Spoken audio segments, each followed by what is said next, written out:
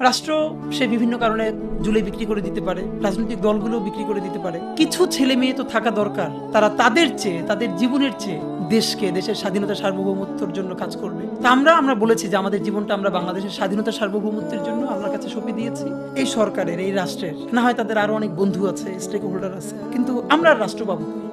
আমরা আর জুলাই পাবো কই? আওয়ামী লীগ নিষিদ্ধের দাবিতে আমরা ইনকিলাব মঞ্চ থেকে সারা বাংলাদেশের প্রত্যেকটা বিভাগে জনসংযোগের জন্য গেছিলাম। তখন প্রত্যেকটা বিভাগে আমরা শহীদদের কবর জিয়ারত করেছি এবং তাদের বাড়িতে গেছি। এমন অগণিত শহীদ পরিবার আছে যার পরিবারের একমাত্র আর্নিং পার্সন ওই লোকটা। তার কবরটা যে কবরস্থানে করা হয়েছে, সিটি কর্পোরেশন বা পৌরসভা থেকে এখন পর্যন্ত একটা নাম ফলকও দেওয়া হয় নাই, তার বাসায় বাজার নাই। মানে আমরা একটা ডকুমেন্টেশন করতে পারলাম না। জুলাই ফাউন্ডেশন থেকে মানুষ কোটি কোটি টাকা দিতে চাইছে, আমরা সেই টাকাটা কাজে লাগাইতে পারলাম না।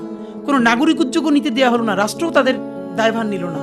1857 সিপাহী বিপ্লবে আমাদের পূর্বপুরুষদেরকে লাশ ঝুলাইয়া ফাঁসি দেওয়া হয়েছে তাদেরকে জগন্নাথ বিশ্ববিদ্যালয়ের সামনে, এবং লাশগুলো দিনের পর দিন রেখে দেওয়া হয়েছে যাতে মানুষের কোনোদিন ব্রিটিশদের বিরুদ্ধে আন্দোলন করার সাহস না পায়। আপনার কি মনে হয় এই জুলাইও যদি আমরা একটা ইনসাফের রাষ্ট্র বানাইতে না পারি, ন্যূনতম মানবিক মূল্যবোধের রাষ্ট্র, আগামী 100 বছরে কি বাংলাদেশের মানুষ এই রাষ্ট্রের বাঁচাই দিকে আর জীবন দেওয়ার সাহস করবে?